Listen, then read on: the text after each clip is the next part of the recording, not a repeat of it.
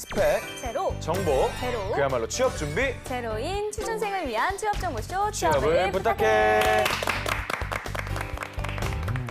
네, 오늘도 취업의 문을 향해 힘차게 달려볼까요?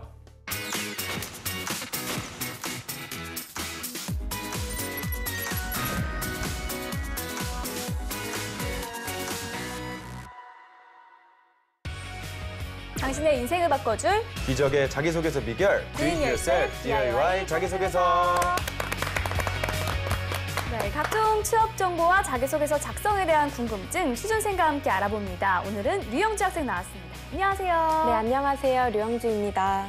네, 그리고 자기소개서의 모든 것을 알려줄 강민혁, 방영환 멘토님 모셨습니다. 안녕하세요. 네, 안녕하십니까. 안녕하세요. 취업 컨설턴트 강민혁입니다. 네, 저는 방영화입니다.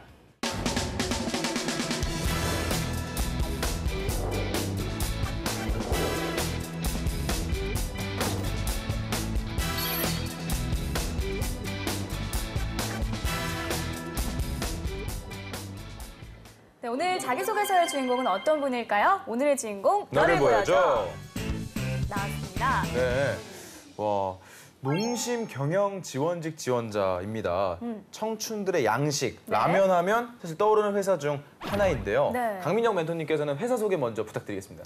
일단은 아저씨들의 양식이기도 하죠, 이 라면. 네. 뭐 대부분의 이제 시청자분들이나 뭐 굉장히 친숙한 회사일 수 있는데요. 네. 이 1965년 9월에 만들어진 이제 종합식품회사라고 보시면 될 것 같은데 네. 아무래도 절대적으로 이제 라면류가 이제 압도적인 매출을 자랑하고 있기 때문에 네. 좀 더 그렇게 인식된 것 같고요.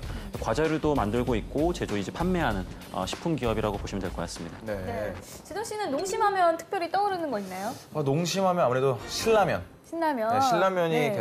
가장 떠오르고 저희가 한번 농심으로 한번 다뤄본 적이 있었던 것 같은데 그때 그 수많은 제품들이 다 농심 거였던 거에 놀란 적이 있었죠. 그렇죠.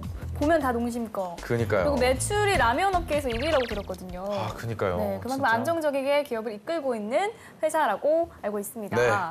이 취준생들 사이에서 농심은 좀 어떤 회사로 인식이 되고 있는지 궁금한데요. 영주 학생 어떤가요? 아무래도 식품업계를 가고 싶어하는 지원자라면 다들 생각하는 기업인데 취준생들 사이에서는 이제 식품업계 공무원이다. 약간 이런 말들이 돌고 있을 정도입니다. 적절한 비유네요.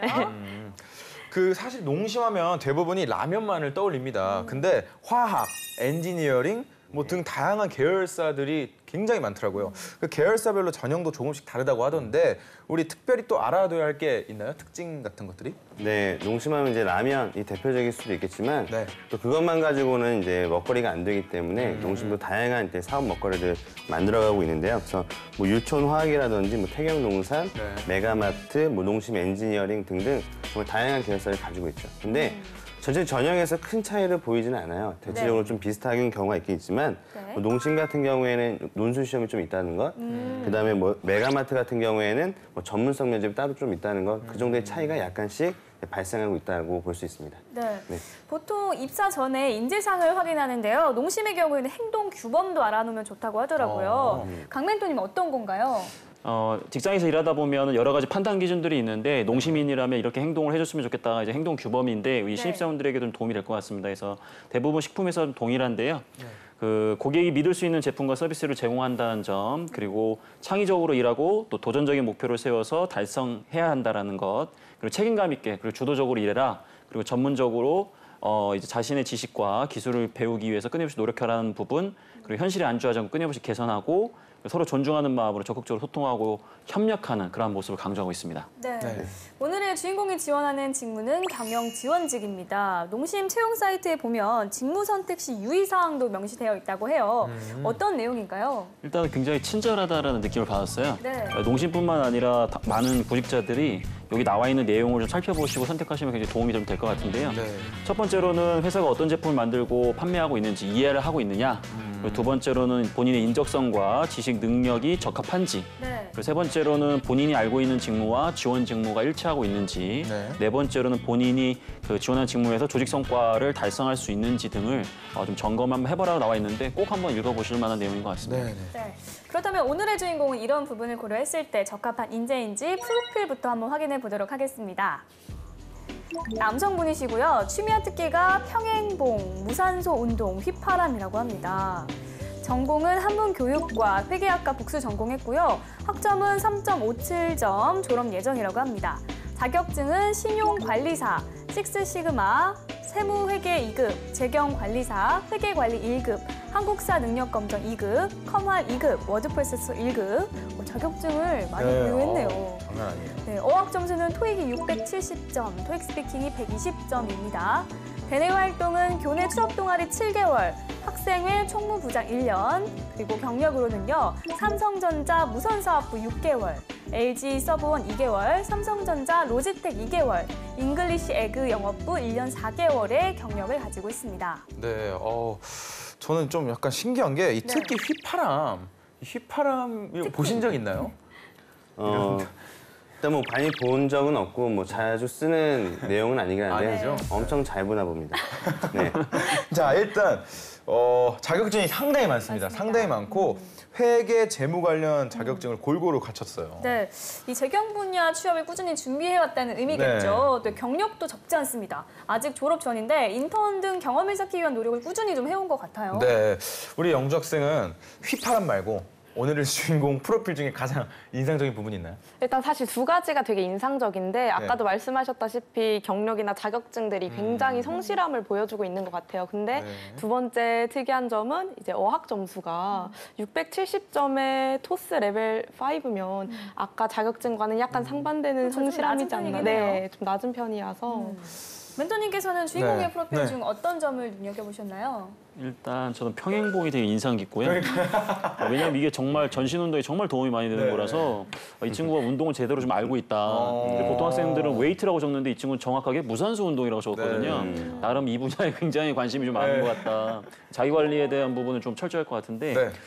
저는 아까 이제 어학 점수 뭐 부족 뭐 이런 것도 얘기했는데 네. 그 경력란에서 그 영업부에서는 1년 4개월 일했다고 했는데 나머지에서는 어떤 분야에서 일했다라는 걸 추측하기 좀 어렵거든요. 네. 말 그대로 삼성전자 무선사업부의 어떤 팀 혹은 뭐 어떤 부 이런 것도 좀 적어졌으면 통일성이 좀 있지 않았을까라는 생각이 드는데 뭐 잠시 뒤에 뭐 경험이 많이 있으니까 자소선 잘 쓰지 않았을까 기대를 하겠습니다. 기대가 되네요. 네. 박 멘토님.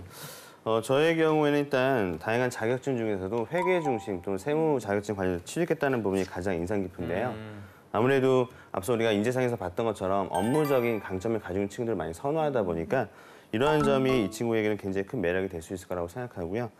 그다음에 외국어 능력에 대해서 자꾸 언급을 하게 되는데 아무래도 이제 업무적인 능력이 뛰어나지만 글로벌적인 시각에서 볼 때에는 약간 좀 부족한 부분이 없지 않을까 이런 부분들에 대해서 면접에서도 아마 철저하게 검증이 들어갈 것 같습니다. 네. 네. 자, 그러면 본격적으로 자기소개서를 보면서 지원 분야에 적합한 인재인지를 확인해 보겠습니다.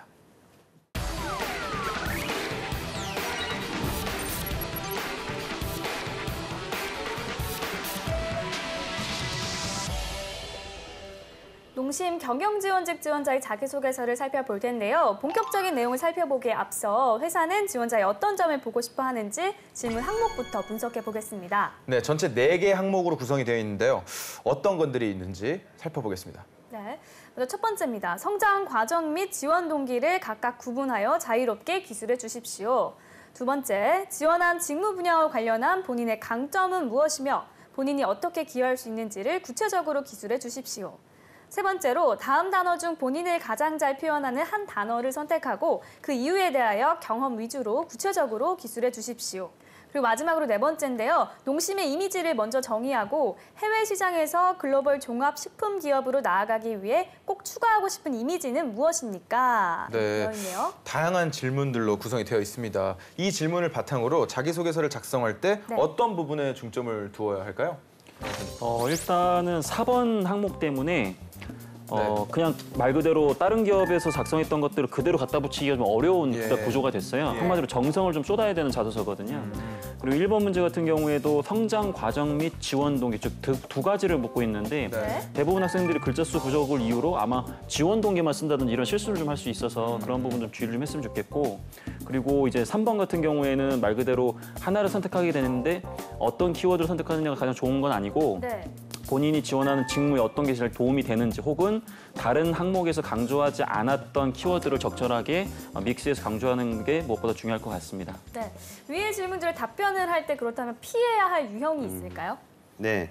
뭐 다른 것들은 크게 문제가 없지만 4번 항목 같은 경우에는 아무래도 농심에서 계속해서 나오고 있는 항목이기도 하거든요. 네. 근데 저의 생각에는 이제 농심 이미지라고 하는 것도 우리가 이제 늘 알고 있는 이미지지만 약간 본인의 다른 관점을 좀 제시할 수 있으면 좋겠고요. 그다음에 글로벌 종합식품 기업으로 나아가기 위해서 꼭 추구하고 싶은 이미지를 기존의 농심의 이미지와 너무 탈피된 그런 스타일보다는 이미지를 어떻게 잘 발전시켜 나갈 수 있는 분야로 작성하는 것이 훨씬 더 좋을 거라는 생각을 가지고 있습니다. 네. 자, 그러면 주인공의 자기소개서 내용을 본격적으로 살펴보겠습니다. 두 번째 질문부터 살펴볼 텐데요. 직무와 관련한 강점과 기여할 수 있는 부분, 이 부분에 대한 내용입니다. 네, 먼저 주인공은 어떤 내용을 쓸지 소제목부터 보도록 하겠습니다. 삼위일체. 뭔가 이 세 가지의 강점을 얘기하려는 것일까요? 어떤 뜻인지 잘 네, 모르겠어요. 네. 궁금한데 우리 강 멘토님 소제목 어떻게 보시죠? 일단은 글자 수 낭비가 많은 편은 아니기 때문에 좀 네. 관대하게 바라봤을 때 네. 뭐 세 가지 강점 정도를 제시하겠다라는 측면으로 봤을 때는 크게 나쁘지 않은 소제목이라고 보여집니다. 네, 그러면 실제 내용은 어떤지 제가 한번 읽어보겠습니다. 삼위일체. 저는 재무직무를 위해 지식, 경험, 정직이라는 세 가지의 강점이 있습니다. 첫째, 회계를 전공하며 전공 수업과 소모임 활동을 통해서 재무 및 원가, 세무 회계를 배웠습니다. 또한 전공 수업에서 부족한 부분을 배우기 위하여 관련된 자격증을 취득하였으며 세무사 준비를 하며 보다 자세하고 심화된 내용의 지식을 쌓았습니다.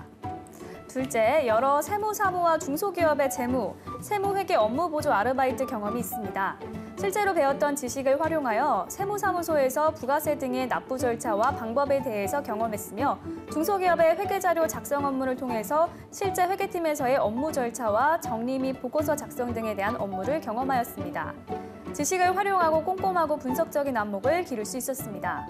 마지막으로 학생회에서 총무부장을 맡으며 학생회비를 직접 관리했습니다. 신뢰를 위해 장부를 투명하게 공개하였으며 학과 사업 등의 거래 과정 공개, 외부 회계 감사를 진행하며 정직하고 신뢰를 중요시하는 자세를 키웠습니다. 이런 강점을 바탕으로 예산 관리 및 원가 관리 등을 통해 재무제표가 보다 건실해질 수 있도록 힘쓰겠습니다.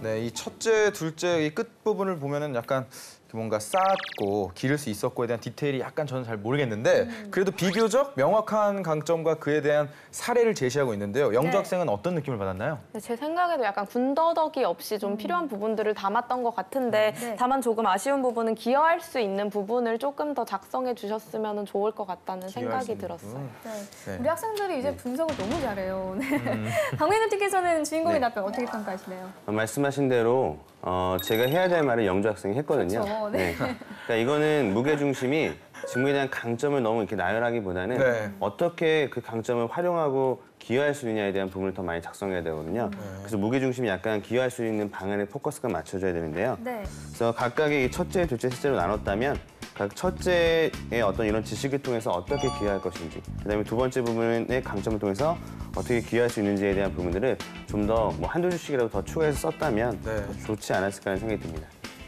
네, 그럼 만약 이 항목만 놓고 볼 때 두 분이 합격, 불합격 여부를 판정하신다면 어떨까요? 강 멘토님. 저는 뭐 당연히 합격을 줄 것 같아요. 자소서만 봤을 네. 때는. 네. 일단은 이 친구의 가장 큰 장점은 일관되게 회계에 대한 열정이 있다라는 것을 다양한 노력을 통해서 증명했다라는 거예요. 네. 물론 아까 얘기했던 그 기여 부분과 연결했으면 더 좋았겠지만은 네. 이 정도 수준으로 작성이 됐다면 충분히 합격 자소서라고 볼 수 있겠습니다. 네, 우리 박 멘토님. 네. 저는 왠지 불합격이라고 얘기해야 될 것 같은데요. 이 정도면 충분히 합격 정도의 수준이라고 볼 수 있어요. 네. 근데 저는 항상 중요시 얘기하는 게 최대한 항목을 좀 더 자주 읽어봐라. 몇 번씩 읽어보고 어떤 부분에 더 중요한 부분이 있는지 좀 체크해서 쓰면 훨씬 더 잘할 수 있겠다는 얘기를 많이 하거든요. 네. 네. 그래서 약간 좀 기여 부분에 대한 내용이 좀 덜 들어갔기 때문에 이런 부분에서 뭐 제 입장은 약간 좀 불합격을 줄 수도 있겠다라고 생각합니다. 네, 네. 알겠습니다. 자, 다음 항목도 살펴보겠습니다. 자신을 표현하는 단어를 묻는 것인데요. 주인공은 자신을 어떻게 표현할지 소제목부터 보도록 하겠습니다. 도와줘 학교야. 무슨 의미일까요? 뭔가 궁금증을 유발시키긴 하는데 이 두 분 멘토님께서는 이런 소제목 어떻게 보시나요?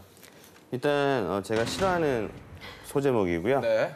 학교에서 어떻게 도와달라고 하는 건지에 대한 네. 내용도 잘 드러나지 않아서 뭐 저의 개인적인 입장에서는 약간 좀 아쉬움이 남는 소제목인 것 같습니다.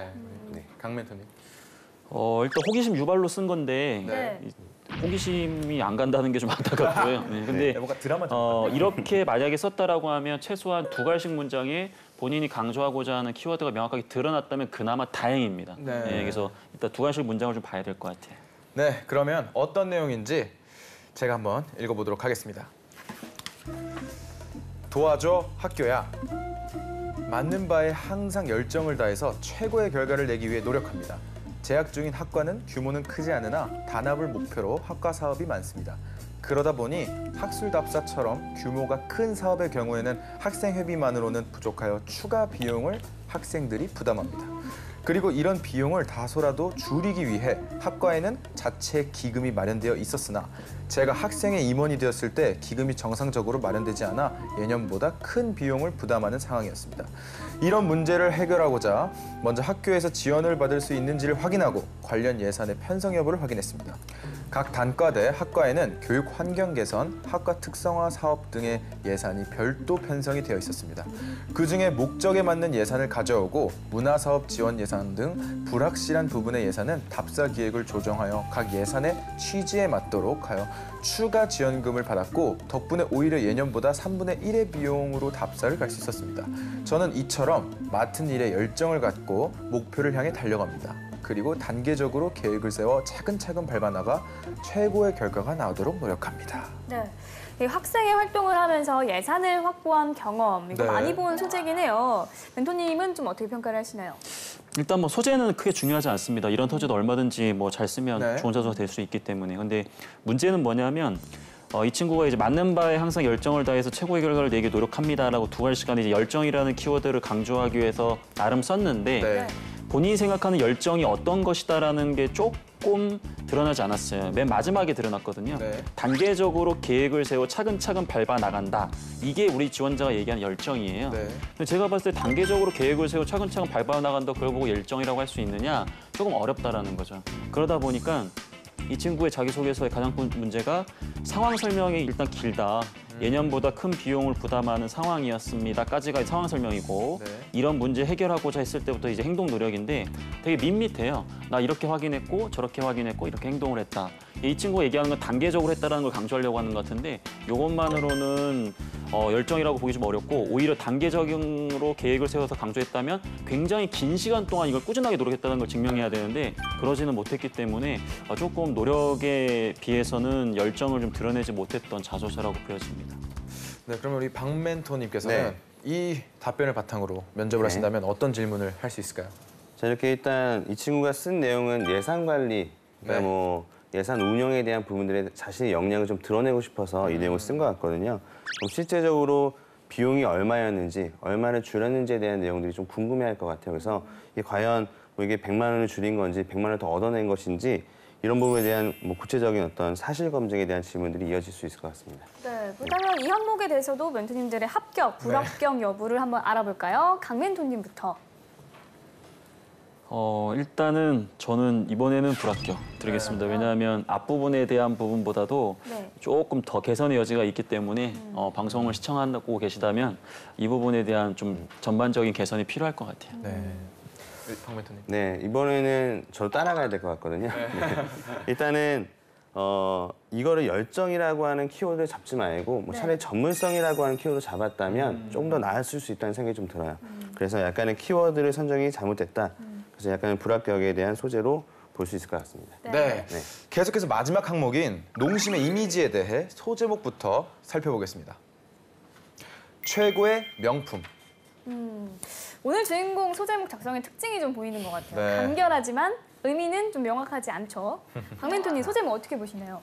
네, 일단은 어떤 이미지를 추가해야 되느냐에 대한 부분에서 그 네. 내용은 딱 들어간 것 같아요. 최고의 명품이라고 하는 그냥 고급화된 이미지를 만들어 가자라고 하는 그 의도는 보이기 때문에 네. 크게 문제가 없는 소제목이라고 생각합니다. 네, 그럼 실제 내용은 어떤지 제가 한번 읽어보도록 하겠습니다. 최고의 명품, 농심은 외부에 흔들리지 않는 거목이라고 할 수 있습니다. 몇 년간 식품업계는 기존과는 색다른 상품들이 쏟아지며 다양한 PB 상품들이 등장했습니다. 상황이 이렇다 보니 경쟁사들은 발맞춰서 시장에 맞춰 상품들을 양산했습니다. 하지만 농심은 가볍게 움직이지 않았습니다. 주력 상품에 중점을 두고 신중하게 다른 상품을 내놓았습니다. 결과적으로 유행을 타지 않았기 때문에 꾸준한 판매율을 기록할 수 있었습니다. 또한 거목답게 업계의 대표, 최고라는 이미지를 갖고 있습니다. 이렇게 쌓인 이미지를 한층 더 업그레이드 시키는 것이 글로벌 종합식품 기업으로 나아가기 위한 키워드라고 생각합니다. 그 키워드는 바로 고급화입니다. 가격이나 구성품을 고급화하는 것이 아닌 이미지의 고급화가 필요합니다. 사람들은 어떤 상품을 구매할 때 단순히 상품의 기능만을 사는 것이 아닌 그 상품을 만든 기업의 이미지, 상징성을 같이 구매하는 것입니다. 다른 식품업계도 글로벌 진출을 하는 상황에서 한국의 전통 있는 1등 기업, 고급 상품이라는 이미지로 차별성을 둔다면 한국의 맛과 결합하여 한국을 대표하는 식품 기업으로 거듭날 수 있을 것입니다. 네, 최고, 고급화를 얘기하고 있는데요. 영주 학생도 그렇게 생각하나요? 사실 농심 지원자분들의 이제 자소서를 보면 굉장히 자주 나오는 키워드이기는 한데 네. 사실 정확히 이분이 어떤 부분을 뭐 고급화라고 말씀하시는지는 잘 모르겠다는 생각입니다. 네, 이 농심의 이미지는 최고이고 이를 발전시키기 위한 고급화 전략을 제시하고 있습니다. 박멘토님께서는 어떻게 평가하시나요? 네.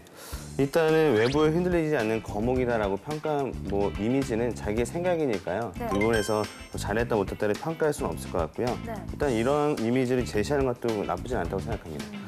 그다음에 어떻게 더 추가적인 이미지를 만들어야 되냐에 대한 부분인데요. 일단 고급화라고 했단 말이죠. 근데 이거는 농심에 대한 제품을 좀 잘 이해하지 못하고 그냥 얘기하는 것 같은 느낌을 받을 수 있었어요. 왜냐하면 앞서도 우리가 얘기했던 것처럼 라면이라고 하는 제품이 농심의 가장 핵심 제품 아니겠습니까? 그것에 대한 고급화까지 보여주기 위해서는 굉장히 좀 퀄리티 높은 라면이라고 하는 제품이 되게 퀄리티 높은 제품이라는 인식을 만들어야 되는데 그러니까 그것이 실현 가능한가에 대한 부분들이 좀 이렇게 너무 무분별하게 고급화를 얘기하는 것보다는 현실성이 좀 떨어지는 그런 내용이 아닐까 하는 생각이 좀 들었습니다. 네. 자, 그럼 바로 합격인지 불합격인지 말씀해 주시죠. 먼저 해주시죠. 첫 번째 단락은 합격이고요. 네. 두 번째 단락에서 좀 아쉬움이 있었기 때문에 네. 반반인데 이 정도는 제가 불합격으로 하겠습니다. 자, 우리 박멘토님. 저도 일단 불합격을 줘야 될 것 같고요. 네. 그 이유는 뒷부분에서 얘기했던 고급화라는 이미지가 네. 사실은 어떠한 식품 기업에 다 갖다 붙이더라도 범용적으로 쓸 수 있는 내용이 돼버렸어요. 그거는 이제 결국 농심만의 색깔이 없다라는 걸 스스로 인정을 해버린 거거든요. 그래서 아까 얘기했던 것처럼 고급화라는 대중적인 키워드도 있지만 예를 들어서 가치 소비, 라면 하나를 먹으면서 가치 있다라는 걸 충분히 또 인식시켜줄 수도 있거든요. 네. 사실 저희가 라면 먹으면서 명품 이미지 너무 오버 아닌가요? 그래서 약간 조금 나름 노력은 한 것 같은데 조금 범용성이 있다라는 건 좀 아쉽습니다. 좀 더 차별화된 키워드를 썼으면 네. 좋았을 것이라는 아쉬움이 좀 남습니다. 자, 지금까지 농심 경영지원직 지원자의 자기소개서에 대한 멘토의 특급 처방전 전해드렸습니다.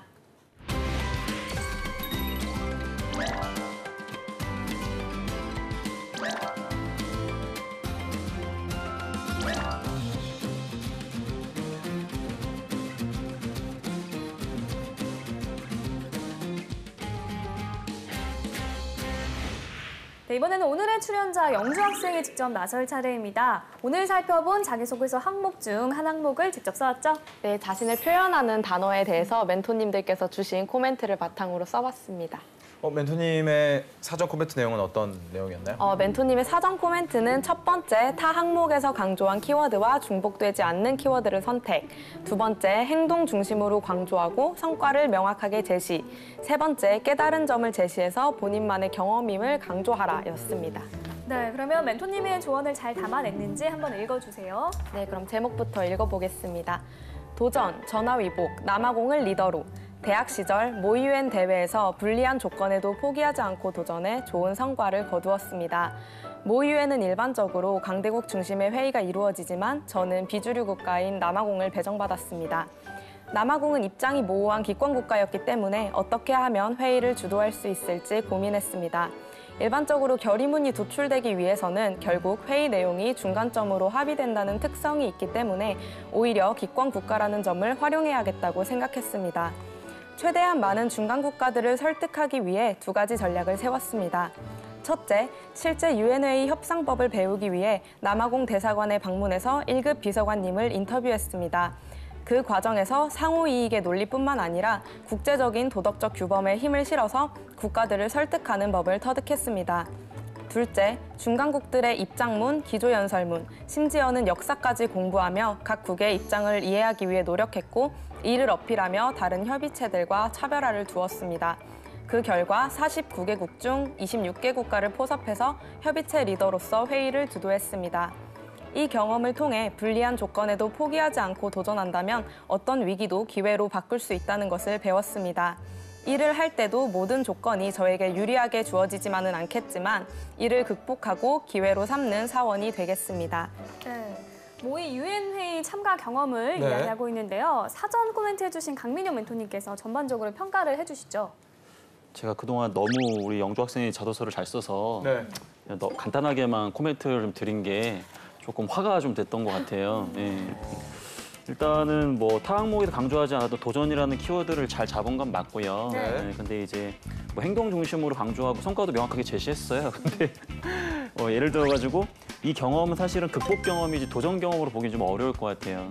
어떤 어려움을 극복했다라는 꼭 이렇게 보여지긴 하는데 본인 스스로 더 높은 목표를 잡았다라는 어떤 도전적 목표가 이렇게 구체적으로 제시되어 있지 못하거든요. 그래서 이 경험은 차후에 가장 달성하기 어려웠던 경험, 극복 경험 이런 거에 쓰는 게 더 좋을 것 같고요.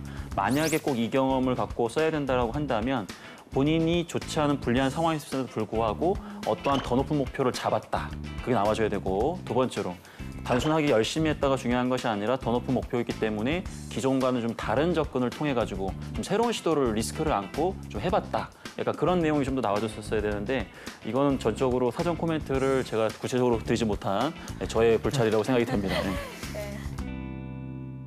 자, 이렇게 해서 오늘 영주 학생의 자기소개서까지 살펴봤습니다. 오늘은 농심 경영지원직 지원자의 자기소개서 살펴봤는데요. 네. 최근에 하반기 채용 결과가 하나씩 나오기 시작하면서 우리 취준생들의 고민이 커지고 있다고 합니다. 영주 학생 어떤 것들이 있을까요?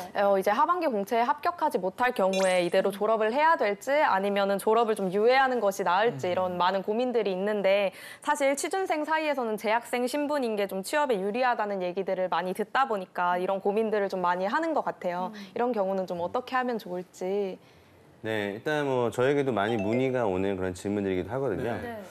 일단은 저의 경우는 이제 여러 가지 상황들을 얘기해 주는데 만약에 자신이 인턴에 대한 경험이라든지 아니면 어디 특별히 어떤 장소가 있어서 취업을 준비할 수 있는 곳이 마땅치 않다면 그럼 졸업 유예를 하라고 얘기하거든요. 왜냐하면 학교에서 지원해 주는 다양한 어떤 그 취업 교육 같은 것들이 실제로 이제 재학생 신분일 때 제공이 될 수 있는 부분이 많기 때문에 그런 점과 그다음에 뭐 인턴에 대한 부분들도 내가 한 경험이 없다면 그런 경험을 좀 할 수 있는 기회가 있을 수 있는 게 재학생 신분일 때가 있기 때문에 그런 면에서는 졸업 유예가 좀 필요하다 이렇게 얘기를 하고 있습니다.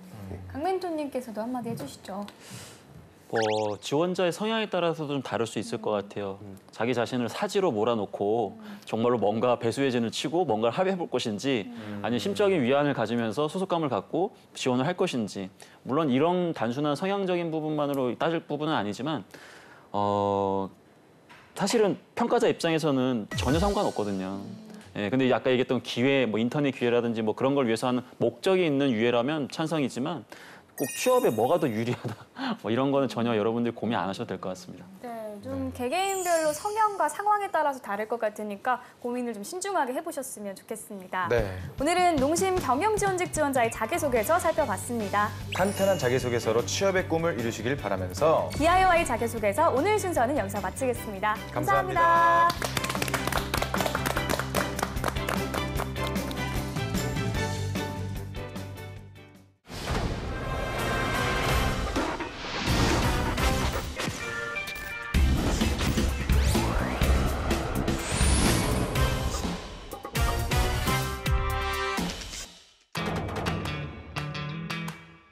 이런 옷을 입고 출근을 한다면 저는 좀 아니라고 봐요. 정우성한테도 그지같이 입혀놓으면 정우성 그지라고. 하지 말라는 거 하지 마. 제발이야 부탁이야 라는 내용으로 많이 설명을 해요. 긴 머리 있죠? 너무 긴 머리. 극심한 투블럭에 저런 머리. 이게 전형적인 싫어하는 머리. 네. 단추를 2개 정도 푸른 다음에 풀었다고요? 머플러를 이제 머플러. 얘를 그 하얀색 원피스 좀 드레스를 입고 오신 거예요. 그 새 신부가 여기 왔나 결혼식장에 왔나.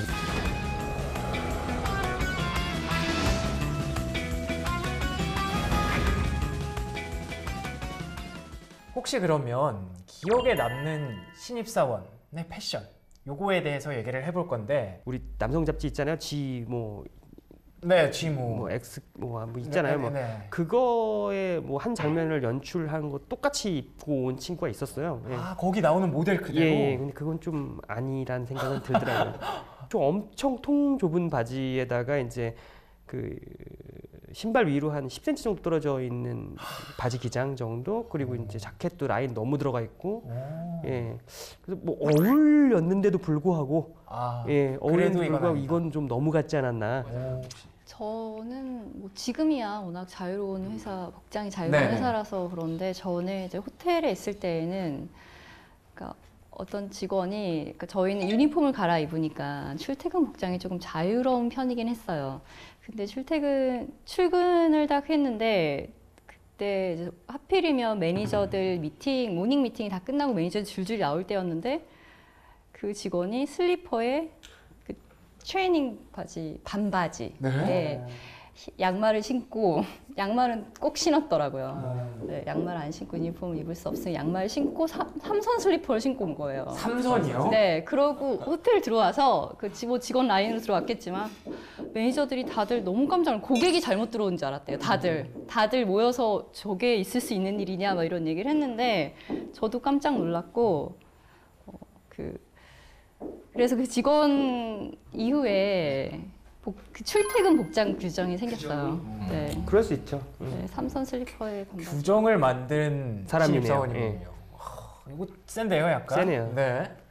저 같은 경우에는 그 입사 첫날인데 네. 그 여성 직원이었었어요. 아, 근데 네. 그 하얀색 원피스 좀 드레스를 입고 오신 거예요. 그리고 여기 치마의 밑에는 그 뭐라고 비즈라고 해야 되나요? 그 반짝반짝거리는 그 비즈까지 박혀 있고 하얀색 드레스인 거예요. 그래서 저는 무슨 뭐 그 새 신부가 여기 왔나 결혼식장에 왔나 이런 생각이 들었습니다. 드레스처럼. 네, 완전 드레스처럼. 아. 왜 그랬을까요? 저도 차마 물어보진 못했고요. 아, 그래요? 네. 그런데 그 저뿐만이 아니라 모든 분들이 다 결혼식 하시나 퇴근하고 바로 결혼식장으로 가시나 네. 다들 그런 생각을 가졌다고 합니다. 뭐 그 이후에도 계속 그런 스타일로 입으시던가요? 근데 그 뒤로 바로 그 다음 날에 저도 유심히 지켜봤죠. 네네. 근데 바로 그 부서에서 뭔가 어떤 그 뭔가 챌린지를 예. 좀 당한 것 같습니다. 네. 누군가 한마디를 네, 했군요. 누군가 한마디를 들은 것 같아서 부장님은 혹시? 저는 좋은 부장이기 때문에 그런 나쁜 얘기는 못합니다. 네. 네, 역시 절대 안 넘어오시는데 언젠가 제가 한번 꼭 낚겠습니다. 언제? 예. 네, 저 한번 믿어주세요. 예, 알겠습니다. 네, 전 근데 이 신입사원 얘기를 많이 들어봤지만 어떻게 보면 면접자들이 제가 가장 궁금한 부분이기도 하고 시청자분들도 굉장히 그렇죠. 궁금해하실 예. 것 같거든요. 되게 특이한 면접 복장 뭐 이런 거 기억나는 거 없으세요?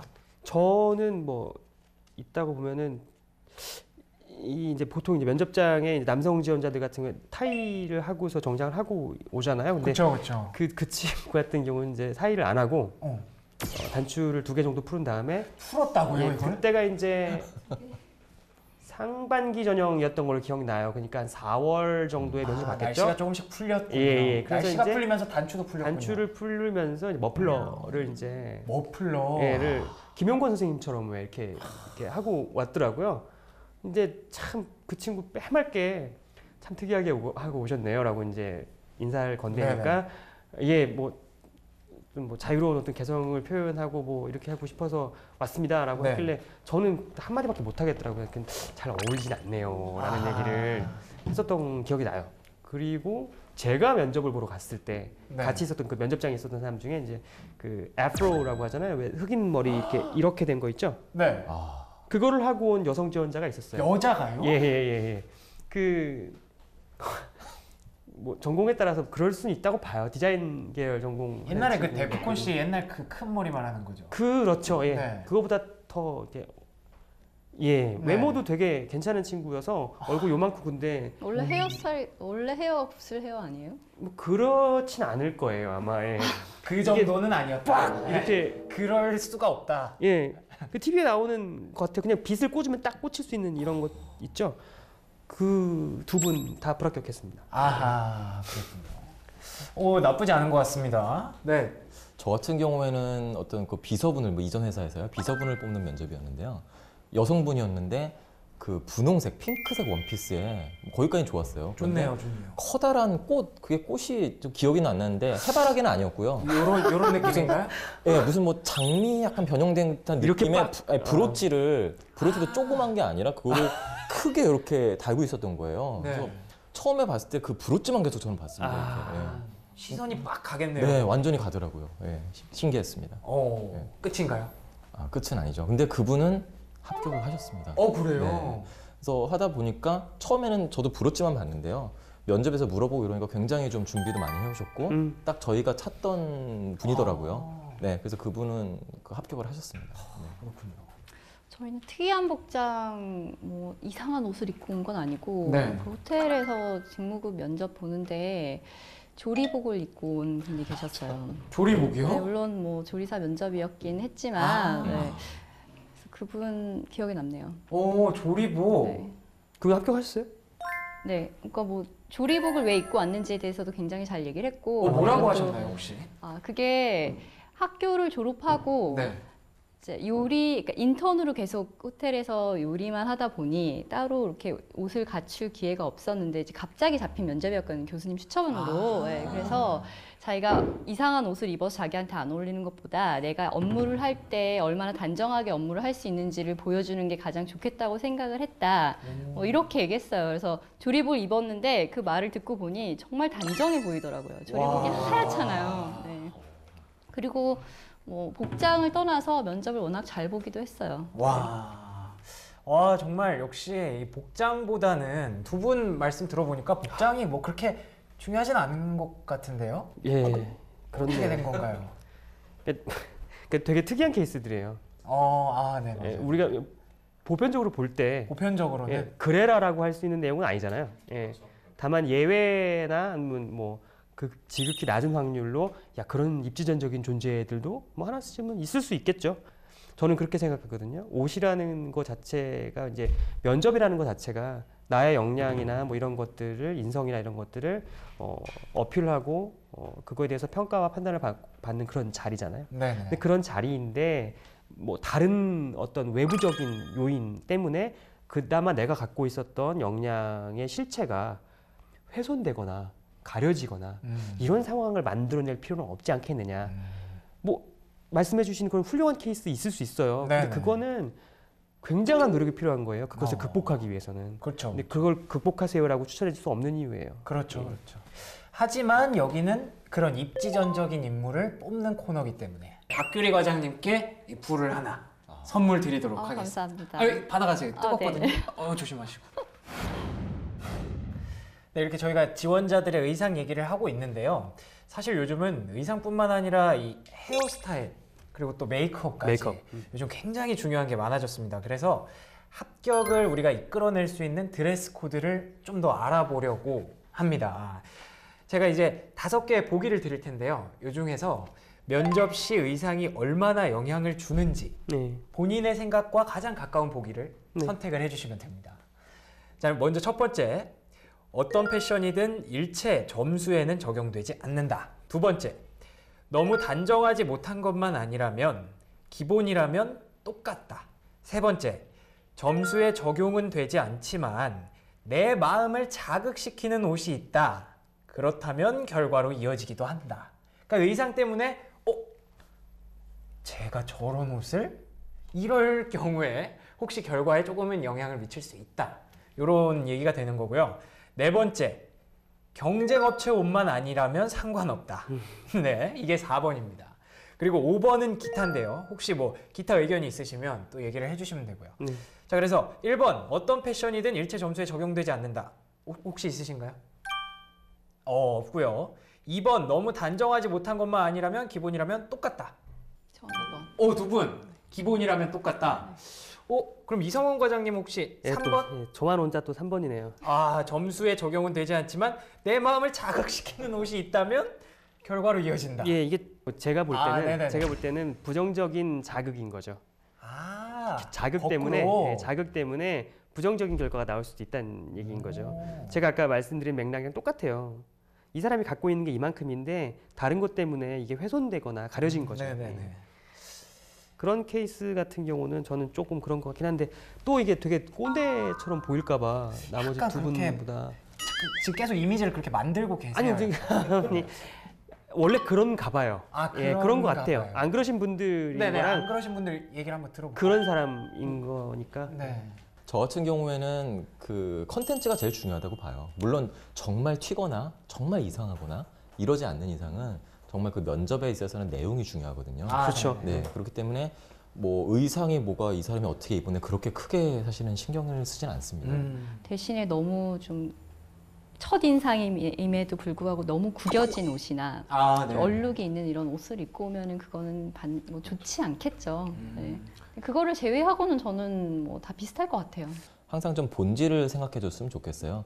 정말로 내가 이 회사에 얼마나 이제 예의를 갖추어 왔느냐, 얼마나 내 자신을 가장 그 깔끔하고 가장 좋은 모습으로 보일 수 있느냐. 매너예요. 예, 매너죠. 이렇게 보면 되고요. 또 어떤 회사에서는 뭐 캐주얼로 와라. 정장 절대로 입으면 안 된다. 네네. 이런 데도 분명히 있습니다. 네, 있습니다. 예. 있습니다. 그런 같은 경우에도 자신이 최대한 그렇다고 해서 뭐 반바지 입고 막 이렇게 가면 안 되겠죠.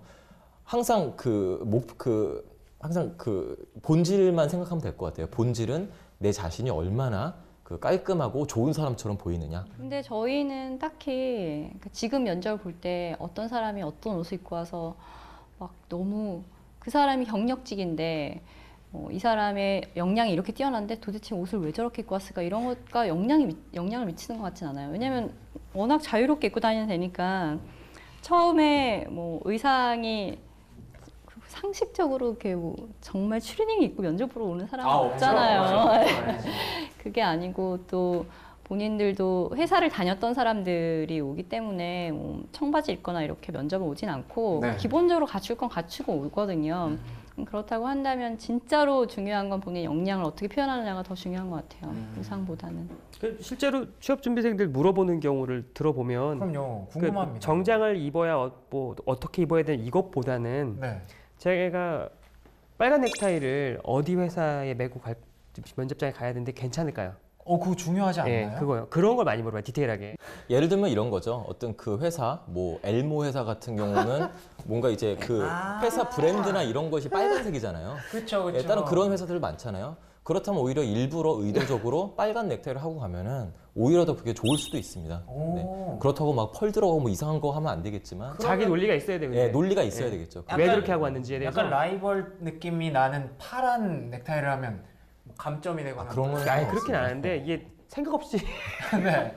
그러니까 논리 있게 뭔가 뒤집을 수 있는 걸 갖고 있다면 전략적으로 충분히 가치 있는 내용일 수가 있어요. 네. 대부분 그렇게 하진 않죠. 근데. 혹시 근데 외국계에서는 근데 화상 면접 같은 거를 하기도 한다고 들었어요. 그러면은 뭐 바지는 안 나오니까 바지는 그냥 반바지 입고 그냥 위에만 이렇게 셔츠 입고 그래도 되는 건가요? 사실 화상 면접 이렇게 할 때 이게 저희가 이렇게 마이크를 이렇게 꼽고 네. 면접을 하는 게 아니다 보니까 화면에 거의 가까이 가서 잘 들어야 되고 얘기하는 게 잘 들려야 되니까 가까이 가서 이렇게 면접 보시는 분들이 많아요. 얼굴 원샷으로? 네, 상의가 거의 안 나와요. 몇개 한 요 정도. 목까지밖에 안 그래요? 네. 그래서 뭐 셔츠를 뭐 입었고 이런 게 화질에 따라서 또 거의 안 보이잖아요. 네, 그래서 그렇죠. 뭘 입었고 이런 거는 거의 신경을 안 쓰는 것 같고 또 본사에서 화상 면접 진행했을 때에도 의상이 별로였다, 뭐 마음에 안 든다 이런 얘기를 했던 적은 한 번도 없습니다. 정작 그 보여지는 것보다는 예, 그 컨텐츠가 그렇죠. 중요한 예, 거죠. 그렇죠. 그렇게 말씀을 들어보면은 뭐 사실 옷이 별로 중요하지 않은 것 같은데 다들 비슷한 그 어느 정도의 선이 있잖아요. 취준생들이 생각하는. 근데 또 취준생들 입장에서는 또 그게 아니거든요. 왠지 이거는 좀 달라야 될 것 같고 왠지 내가 조금 더 돋보이면 될 것 같고 이런 거에 대한 고민이 많단 말이에요. 그래서 사실 이렇게 다 똑같은 지원자들이 많잖아요. 그런 거 보면은 또 좀 이상하지 않으세요, 혹시? 뭐 이상할 수 있어요. 네. 특히 이제 여성 지원자들. 네, 같은 그러니까요. 경우 그런 것들. 국내 대기업 공채 뭐 몇백 명씩 오는 이런 데 가보면은 진짜 그 키만 다를 뿐이지 같은 형틀에 찍어낸 것처럼 나와요. 그러니까요. 네. 그 뭐 저기 검은색 자켓에 네. 흰색 블라우스 아니면 탑, 입고 그다음에 그 왜 사진도 다 똑같잖아요. 그렇죠. A라인 스커트를 무릎까지 딱 웍에 타이트하게 입고 이제 검은색 못생긴 구두를 신고 오세요. 그리고 네. 머리에는 이제 그 망머리라고 하죠. 왜? 그걸 아직도 하나요? 막머리. 망머리를 하세요. 아 그게 망머리가 망이 이렇게 핀으로 되었고 이렇게 씌우는 그 망은 이제 안 해요. 네네. 그 망은 거의 뭐 없어졌고 대신에 이렇게 그물망이라고 해서 이렇게 체조 선수나 뭐 발레리나들이 하는 그런 망들을 서비스 업계에서 사용하기 때문에 네네. 그거를 많이 하고는 오시죠. 망 좀 제발 하고 오지 말라고 제가 옛날에 하고 오지 말라고. 예, 2009년인가 취업 고객이라는 그 카페 있죠. 네네. 거기다가 저 어디 담당자인데요. 내일부터 면접하시는데 여성분들 망머리 좀 하고 안 왔으면 좋겠어요라고 쓴 적도 있었어요. 지금 사이트 들어가면 없겠네요. 다 지웠으니까. 제가. 네. 근데 이게 너무 이제 정형화가 된 것 같아요. 네. 그래서 뭐든지 남성분들은 그냥 뭐 감색 정장이나 검은색 정장에 튀지 않는 넥타이, 뭐 어두운 흰색이나 푸른색 뭐 셔츠, 그리고 여성분들은 아까 이상원 과장님 말씀하신 것처럼 그런 것들, 저는 이거는 굳이 중요하지 않다고 봐요. 물론 이제 본인이 자신감 있고 정말 좋게 보이는 건 중요한데 그거를 굳이 정형화된 그런 프레임, 그 틀에 맞춰서 거기서 갇힌 건 저는 아닌 것 같고요. 그 실내로, 그러니까 여성분은 또 머리를 무조건 묶거나 단발머리 하거나 이래야 되는 거잖아요. 네, 그렇죠. 또 귀가 드러나야 되고, 아. 예, 또 뭐 커피색 스타킹을 신어야 되고, 저도 잘 알고 있습니다. 예, 그런 게 있어요. 그런데 그 어떤 면접자분은 머리를 아예 또 풀르고 왔었어요. 근데 사실 저 같은 경우도 그렇고 같이 봤던 그런 임원분들도 그렇고 그 여성 면접자분이 머리를 풀렀다는 사실을 사실은 면접 끝나고 나서야 알았습니다. 그런 경우 많아요. 예, 예. 거기에 대해서 사실은 별 신경은 안 쓰는 거죠. 너무 잘하셨고. 그러니까 어색하지 않았다는 어색하지 얘기예요. 않았다는 얘기죠. 머리를 풀었는데 뭐 이렇게 뭐 다 머리를 뭐 가린다고 뭐 이러면 안 되겠지만은 네. 그 모습 자체가 가장 어색하지 않고 본인에게 어울렸다는 얘기죠. 면접장에서 뭐 얘기하다가 이렇게 할 것도 아니고 네, 뭐, 예. 그런 건 그런 거 없었습니다. 아니면은 예. 사실 크게 드러나는 내용은 아니니까 그렇게까지 신경은 안 쓰셔도 될 것 같아요. 근데 사실 저는 이제 왜 여자분들이 망을 머리를 하는지는 알겠어요. 근데 그게 이렇게 머리를 아까 풀는 지원자 말씀하셨는데 인사를 하고 나면 이렇게 머리가 내려와요. 그러면 어쩔 수 없이 머리를 뒤로 넘겨야 돼요. 그러니까는 이런 사소한 행동들이 내 말에 집중하지 않고 나를 보는 사람으로 하여금 내 다른 행동에 집중하게 만드는 것들이거든요. 예. 근데 사실 저희가 이렇게 서비스 고객 응대 교육할 때 그런 요소들을 없애기 위해서 머리를 다 뒤로 넘겨서 묶고 막 이런 그래서. 교육들을 해요.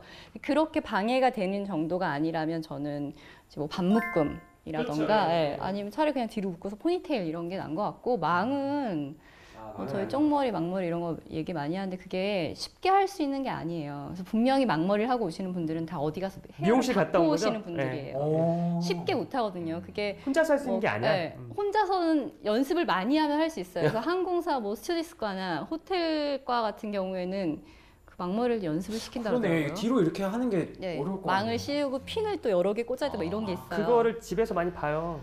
저 같이 사는 네. 여자가 그걸 하거든요. 이렇게 그 직종에 있어서 네. 이거 하는데 한번 갔다 오면 핀이 막 머리에서 쉽지 않아요. 그리고 그렇게 보이기에 자연스럽게 뭐 한 올도 안 남기고 다 넘기고 이러는 게 본인이 안 해본 사람들이 하기 어렵거든요. 근데 그 분명히 이제 어딘가 가서 헤어를 받고 오는 거라고 생각을 해요. 그렇게 돈을 쓰실 필요는 없을 것 같아요. 굳이 그냥 그러지 단정하게 말라. 예. 단정히 묶는다. 네, 하면 그냥 끝날 것 차라리 같은데? 뒤로 묶는 네. 게 앞에 머리 안 보이고 뒤로 묶는 게 훨씬 낫고 그리고 또 그러니까 내가 다른 사람이 나를 집중하는 데 있어서 방해가 되는 요소들만 없다면 그렇죠. 네, 크게 문제가 되지 않는 것 같습니다. 뭐 헤어스타일 얘기가 나와서 그런데 네. 또 남자들 또 남자는 머리빨 이런 말이 있지 않습니까? 아 그렇죠. 네. 남자들은 면접 갈 때 헤어스타일 어떻게 하는 게 여기서 좋을까요? 또 제가 또 얘기하면 네. 좀뭐 이대를 살아가는 마지막 저기 기성세대다. 뭐 이런 식으로 판단할 수도 있을 것 같은데. 괜찮아요. 이미 다 저는 받아들이셨어요. 저는 그래요. 앞머리 가리는 거 되게 싫어요. 저는. 아, 네. 그거 중요하죠. 예, 그리고 막 긴 머리 있죠? 너무 긴 머리.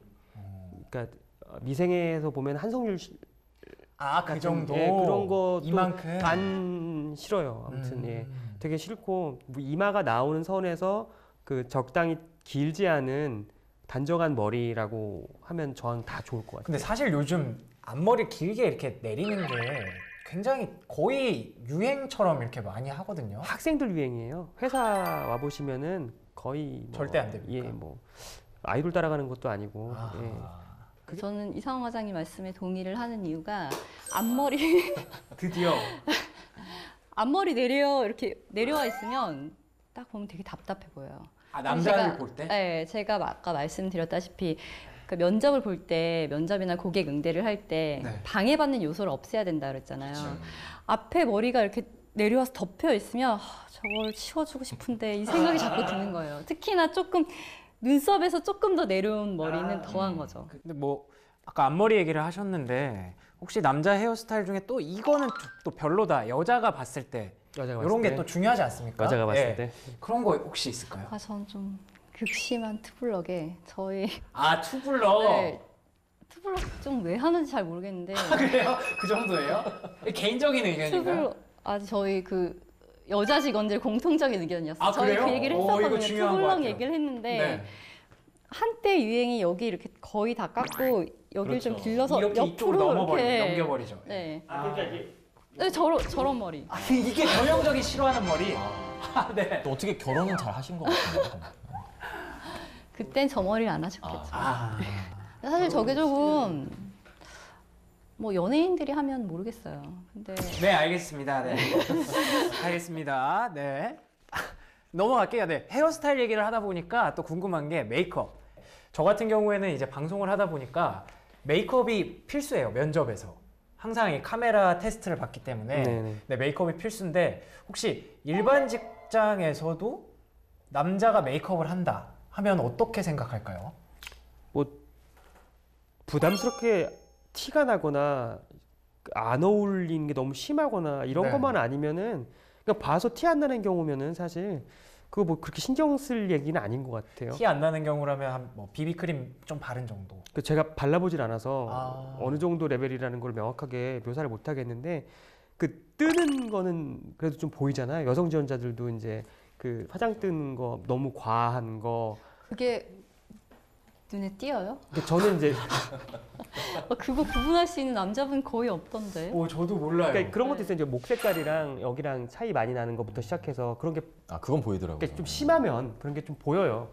보이다 보니까 그러면 좀 안 어울린다라는 생각은 들지만 그게 뭐 잘해보자라는 선에서 자기가 열심히 노력해서 온 거지. 그거를 저기 야 지금 예의 없는 친구네.